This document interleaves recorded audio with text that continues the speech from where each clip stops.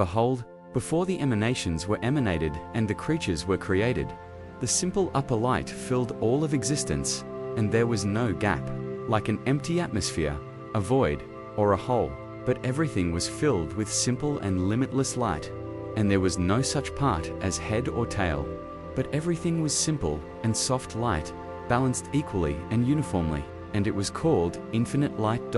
And when, by his simple will, the desire arose to create the world and to bring to light the perfection of his deeds, his names, his denominations, which was the cause of the creation of the worlds, he then restricted himself in the middle, precisely in the center.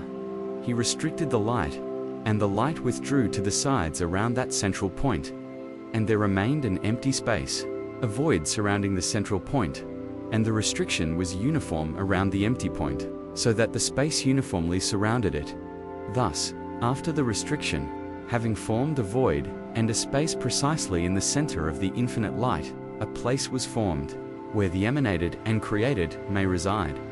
Then from the infinite light a single line extended, descended into that space, and through that line he emanated, created, formed, and made all the worlds. Before these worlds came to be there was an infinite, a name, in wondrous and hidden unity. And even in the angels closest to him there is no capacity to reach the infinite, for there is no mind that can perceive him, because he has no place, nor limit, nor name. The A.R., a great Kabbalist of the 16th century.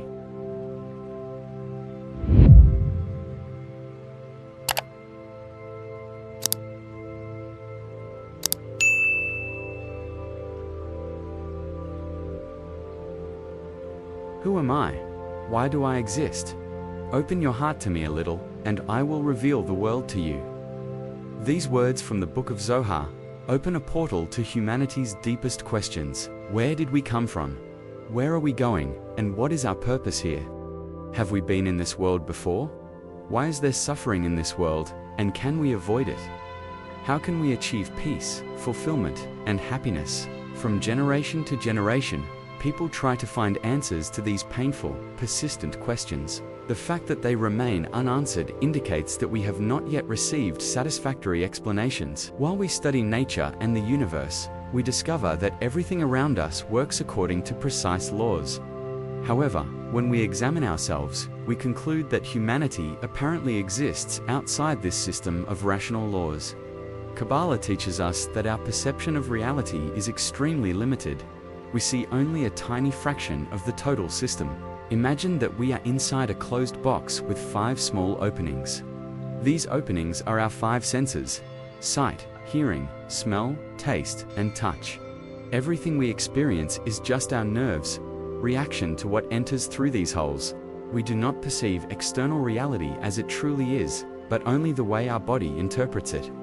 This is why the question about the meaning of life remains unanswered for traditional science. Science investigates only what is inside the box, but the answer to why we exist is outside of it, at the spiritual level. Kabbalah is the method that allows us to develop a 6th sense, a new organ of perception called the point in the heart, which allows us to look outside the box and understand the forces that govern us. The spiritual universe is governed by a single and absolute law, the law of bestowal and love. The Creator is a benevolent force that wishes only to give infinite pleasure to his creatures. For this pleasure to be felt, the desire to receive was created. However, there is a fundamental problem. When we receive something without having made an effort or without having the same nature as the giver, we feel what Kabbalah calls the bread of shame. This feeling of shame is the root of all human suffering and discomfort. To resolve this, creation went through a process of restriction of light. The Creator's light hid so that we could exist independently and, through our own effort, could change our nature from selfish to altruistic. Only when we achieve equivalence of form with the Creator, that is, when we begin to desire the well-being of others as much as our own can, we receive the infinite light without feeling shame or satiety. Free will is one of the most misunderstood concepts. In fact, Kabbalah explains that almost everything in our life is predetermined. We do not choose our parents, our talents, our childhood environment, or the genetic tendencies we carry.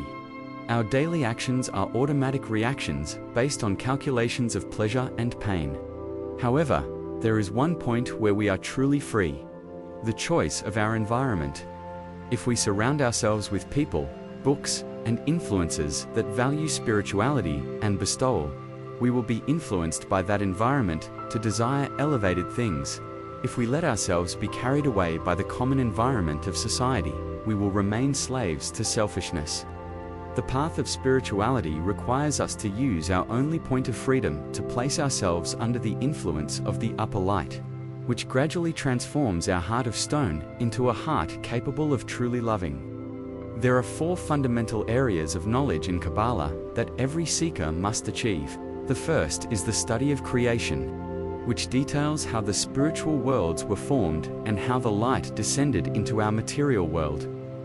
The second is functioning, which investigates the human essence and how our actions here affect the upper worlds in a system of cause and effect.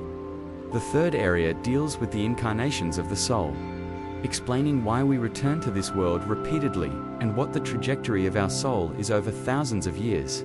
Finally, the fourth area is governance, which studies how superior forces drive all nature, from atoms to galaxies, towards a predetermined goal of perfection. Without understanding these 4 pillars, man remains like a blind passenger on a ship without a rudder, suffering without knowing why. The suffering we see in the world today, such as global crises, depression, and conflict, is not a punishment, but a sign that humanity has reached a limit. Human selfishness has grown so much that it can no longer be satisfied by earthly pleasures. We are in a moment of spiritual hunger. Kabbalah offers us 2 paths for the future. The path of suffering is the slow and painful evolution through catastrophes that force us to change.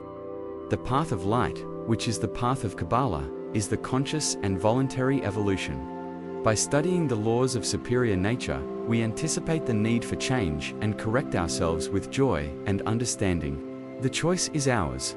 We can learn through pain or through wisdom. Those who choose wisdom begin to perceive that life is much larger than the interval between birth and death. They begin to live in a state of eternal connection, where time and space cease to be limits. At the end of our journey, we will discover that we are all parts of a single collective soul. The separation we feel between myself and the other is just a necessary illusion for our growth. When we connect with others with the intention to bestow, we are actually rebuilding the broken structure of humanity. This is the secret to world peace and individual happiness. When the entire system is corrected and all human beings are united in a single desire for mutual love, the upper light will fill all creation again, just as it was in the beginning. This is the ultimate goal of life, to achieve absolute perfection and union with the source of all existence while we are still here, in this world. Kabbalah is not just a book of philosophy, it is a practical map to real freedom, allowing each person to take the reins of their destiny and discover the light that has always been waiting to be revealed.